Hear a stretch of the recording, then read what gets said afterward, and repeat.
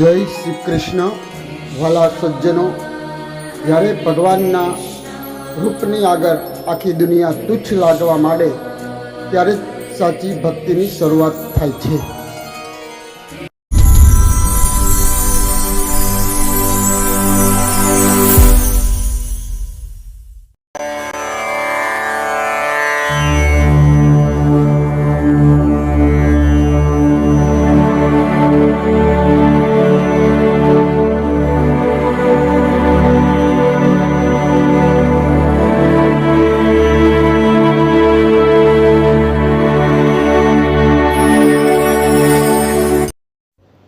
જય શ્રી કૃષ્ણ. વાલા સજ્જનો, ગયા પ્રકરણમાં આપણે સાધનાના અલગ અલગ 3 માર્ગો, જ્ઞાન માર્ગ, કર્મ માર્ગ અને ભક્તિ માર્ગ, મનનો નાશ કરી ઈશ્વર પ્રાપ્તિમાં કઈ રીતે ઉપયોગી બને છે એ જોયું. હવે આપણે ભક્તિ માર્ગ વિશે આ પ્રકરણથી વાત કરવાની છે.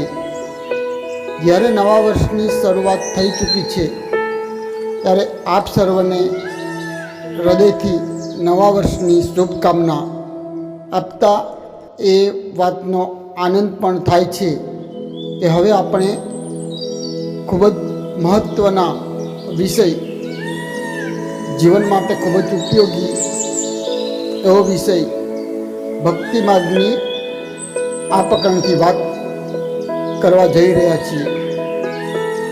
દરેક મનુષ્ય માટે આવશ્યક અને ઉપયોગી હોય તો ઈશ્વર ભક્તિ, કારણ કે ઈશ્વર ભક્તિ વગરનું મનુષ્ય જીવન નિરર્થક છે. આ ભક્તિ માર્ગના સાધનો કયા છે? આ માર્ગ પર ચાલનાર કોણ કોણ મહાન ભક્તો થઈ ગયા?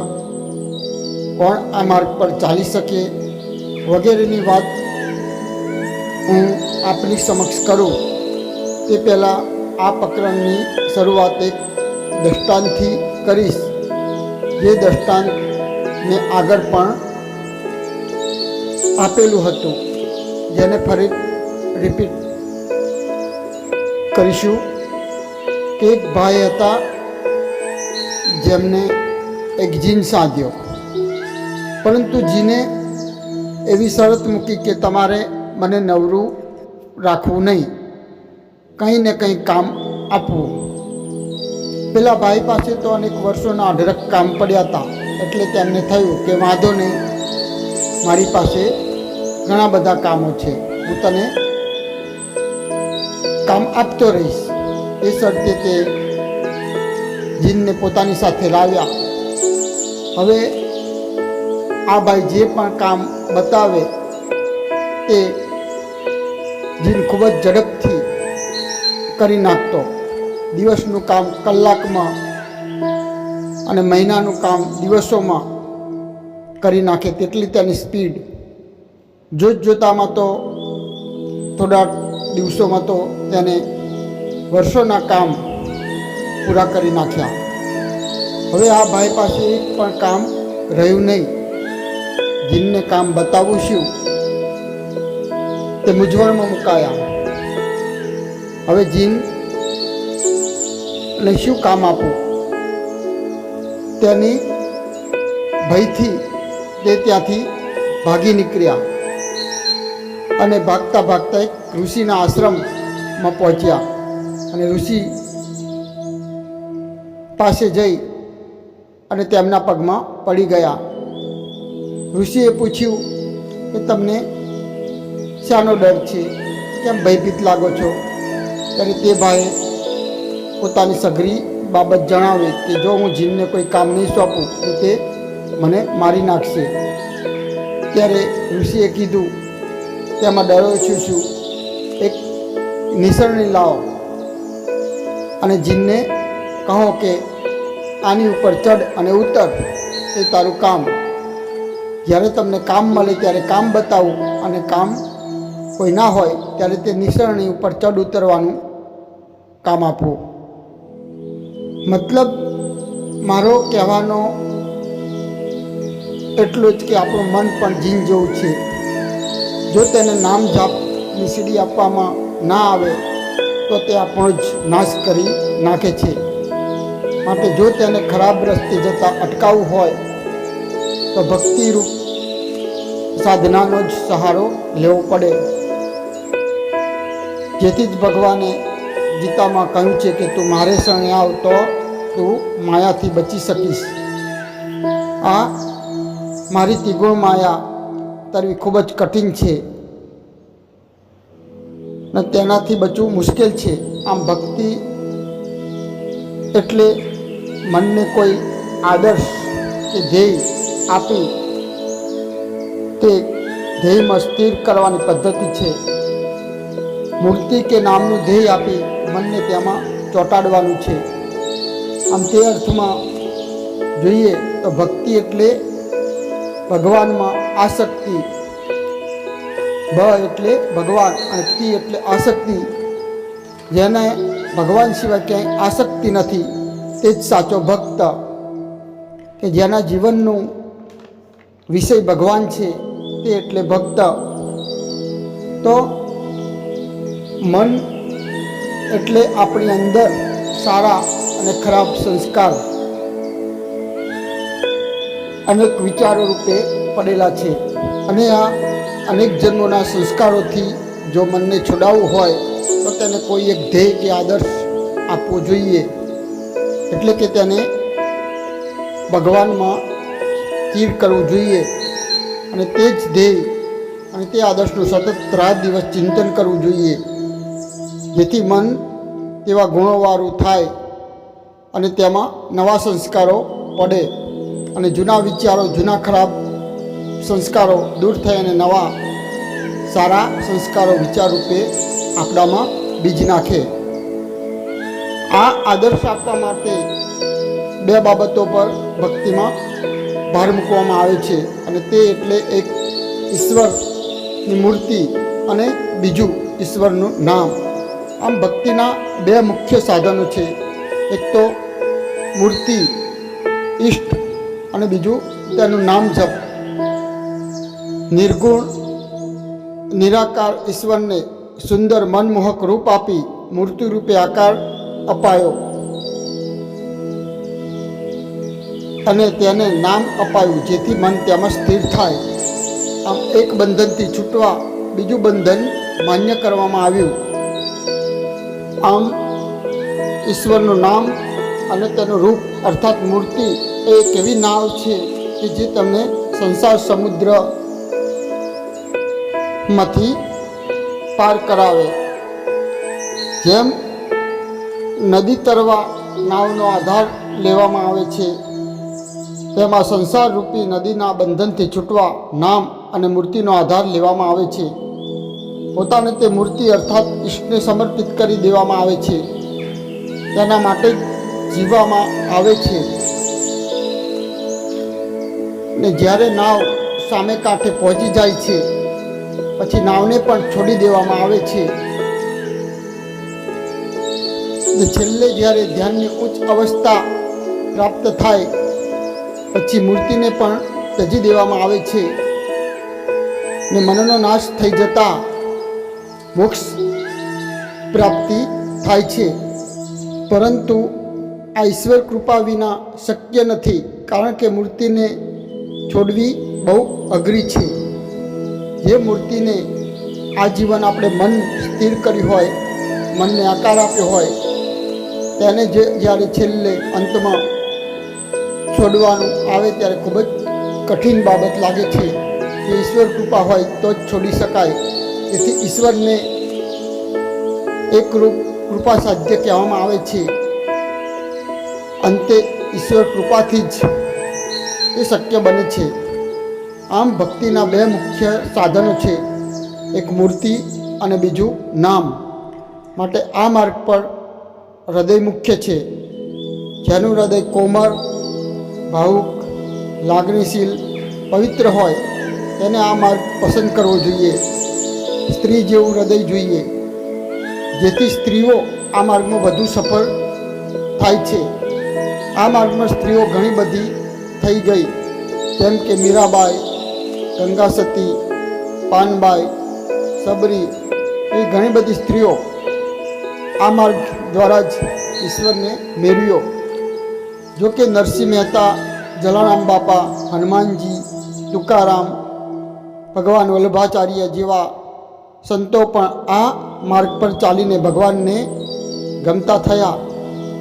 ભક્તિમાં સમર્પણ મહત્વનું છે. તેમાં અતૂટ ઈશ્વર અર્થાત પોતાના ઈષ્ટ પ્રત્યે શ્રદ્ધા જોઈએ અને જેથી ત્રણેય માર્ગો જ્ઞાન માર્ગ, કર્મ માર્ગ અને ભક્તિ માર્ગમાં સહેલામાં સહેલો માર્ગ હોય તો ભક્તિ માર્ગ અને કઠિનમાં કઠિન પણ ભક્તિ માર્ગ છે. કારણ કે ગમે તેવી કપરી સ્થિતિમાં કે કસોટીમાં પણ ઈશ્વર પ્રત્યે દૃઢનિષ્ઠા અને શ્રદ્ધા ડગવી ના જોઈએ. સબરી આ જીવન રામની પ્રતીક્ષા કરીને રોજ બોરા વીણતી, ત્યારે તેને રામની પ્રાપ્તિ થઈ. આમ ભક્તિમાં ધીરજ, શ્રદ્ધા, સમર્પણ મુખ્ય છે. માટે આ માર્ગ પર ચાલવાની ઈચ્છા રાખનાર સાધકે સૌ પ્રથમ તો એક ઈષ્ટ અર્થાત મૂર્તિ ધ્યાન માટે પસંદ લેવી જોઈએ અને તે મૂર્તિ અર્થાત તે ભગવાન પોતાનો લાગવો જોઈએ અને પોતે તે ભગવાનનો લાગવો જોઈએ. તે મૂર્તિ સિવાય બીજી ક્યાંય કે કોઈ મૂર્તિમાં મન ના લાગવું જોઈએ. મને તુલસીદાસની એક પ્રસંગ યાદ આવે છે કે જ્યારે તુલસીદાસ વૃંદાવનમાં જાય છે ત્યારે બધે કૃષ્ણ જ કૃષ્ણ. મોટા મોટા મંદિરોમાં કૃષ્ણની મૂર્તિ પણ રામનું ક્યાંય મંદિર ના મળે. જ્યારે તુલસીદાસ પોતે રામ ભક્ત, બધા મંદિરો કૃષ્ણના જ, આખું વૃંદાવન કૃષ્ણમય, ત્યારે કોઈ મોટા મંદિરમાં ઊભેલા અને નિરાશ થયા અને એમને એક દોહરો બનાવ્યો, ક્યાં કહું છબી આજ કી ભલે બિરાજો નાથ, તુલસી મસ્તક તબ નમે ધનુષ્ય બાણ ધરો હાથ. મતલબ તુલસીદાસનો કે ભગવાન તમારી આજની છબી મુરલી વાળી સુંદર છે, પરંતુ મારું મસ્તક તો ત્યારે જ નમશે જ્યારે તમે પ્રભુ શ્રી રામના સ્વરૂપમાં બાણ ધરી, હાથમાં બાણ લઈને મારી સમક્ષ દર્શન દેશો. આમ મારો કહેવાનો મતલબ કે મૂર્તિમાં એટલો આસક્તિ જોઈએ કે મૂર્તિ પોતાના ઇષ્ટની પોતાની લાગવી જોઈએ અને મન તેમાં એકાકાર થવું જોઈએ. જો કે જ્યાં સુધી આપણે સ્વાર્થવશ કે કામનાવશ ભક્તિ કરતા હોય ત્યાં સુધી અલગ અલગ ઈષ્ટ અને નામ જાપ કરીએ છીએ. કોઈ કહે ફલાણા ભગવાન સારા તો તેના દર્શન કરવા દોડી જઈએ. વળી કોઈ કહે કે ફલાણા ભગવાનના નામ જપથી બહુ ફાયદો થાય તો તેનું નામ જપ કરીએ. વળી પાછા બીજા કોઈ ભગવાનનું નામ સાંભળીએ. આમ જ્યાં સુધી ભક્તિનો સાચો રંગ લાગતો નથી ત્યાં સુધી આપણે શ્રાવણમાં શિવ, નવરાત્રિમાં શક્તિ અને ભાદરવામાં ગણપતિની પૂજા કરીએ છીએ. જો કે તે ખોટું પણ નથી, પરંતુ એક ઈષ્ટ પ્રત્યે સમર્પણ ત્યારે જ આવે ત્યારે સાચી ભક્તિ જાગે ત્યારે. એટલે નમો બધાને, પરંતુ સમર્પણ તો કોઈ એક પ્રત્યે કરો. એક જ ઈષ્ટ અને નામમાં મન સ્થિર કરો અને તેમાં જ સમર્પિત થઈ જાઓ. આમ જ્યાં સુધી કુંવારી કન્યાના લગ્ન ના થાય ત્યાં સુધી નવા નવા મૂર્તિયા તેને જોવા આવતા હોય છે અને તે અલગ અલગ મૂર્તિયાઓના સપના જોતી હોય છે. પરંતુ એકવાર સગાઈ થઈ જાય અને લગ્ન થઈ જાય પછી તેનો પતિ જ સરસો હોય છે. માટે સૌ પ્રથમ કોઈ એક ઈષ્ટ નક્કી કરો જે તમને ગમતો હોય, જેમાં તમારું મન ખેંચાતું હોય, જેમાં તમારું મન પરોવાતું હોય. અને તે ઈષ્ટ કોઈના કહેવાથી કે કોઈ કરે છે તે માટે નહીં, પરંતુ તમને સૌથી પહેલાં કયા ભગવાન ગમે છે, કયા ભગવાનમાં તમારું મન ઠરે છે તે જાણો.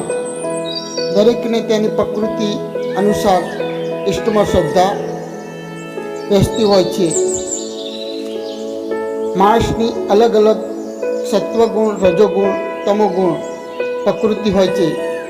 સાત્વિક વ્યક્તિમાં રામ પ્રત્યે વધુ મન ખેંચાતું હોય, તો રજોગુણી વાળી વ્યક્તિને નટખટ ચંચર કાનુડામાં વધુ મન ખેંચાતું હોય, તો તમોગુણીમાં કે મેલડી, કાલી એવી દેવીમાં પણ મન ખેંચાતું હોય. આમ જેની જેવી પ્રકૃતિ એ અનુસાર એને ઈશ્વરમાં શ્રદ્ધા બેસતી હોય.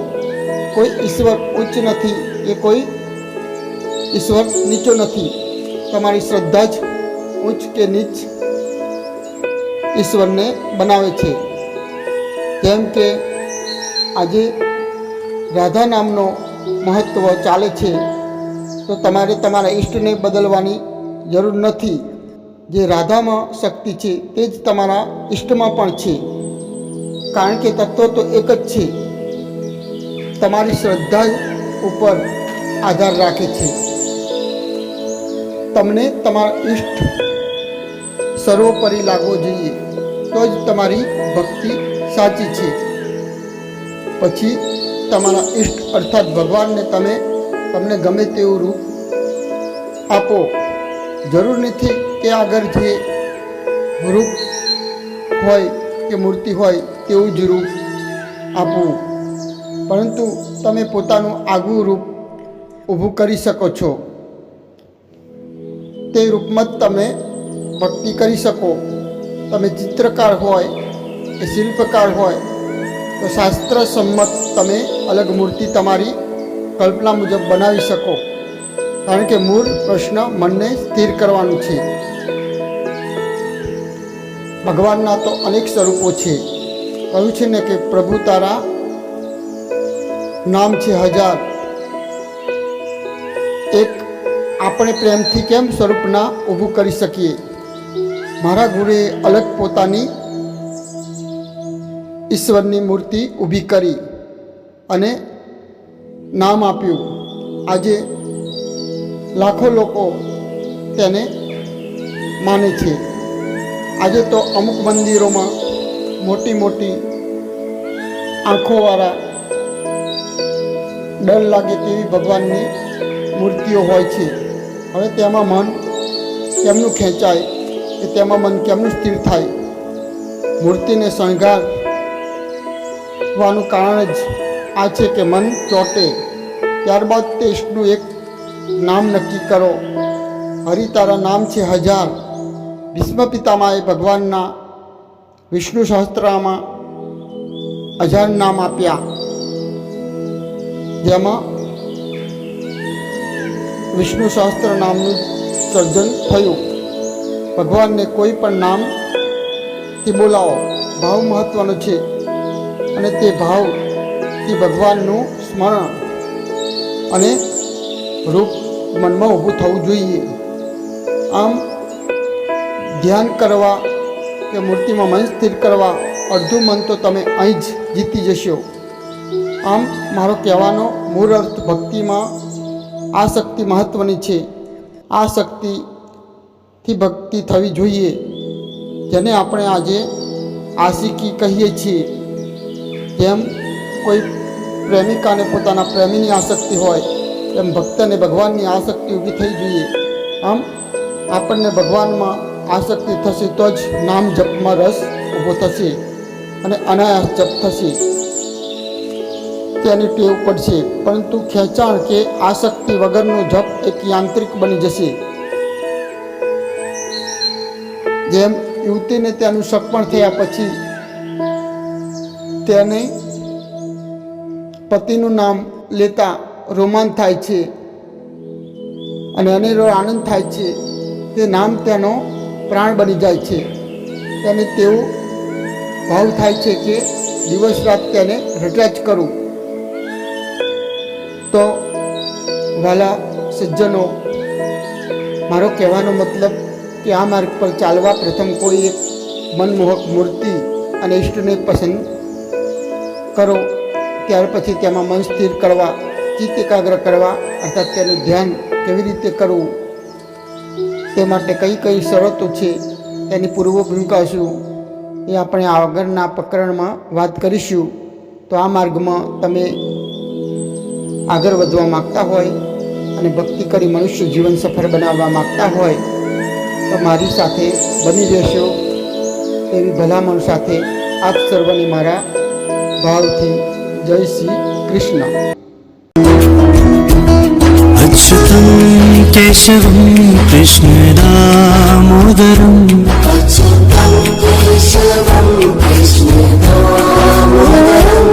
अच्युतं केशवं कृष्णदामोदरम्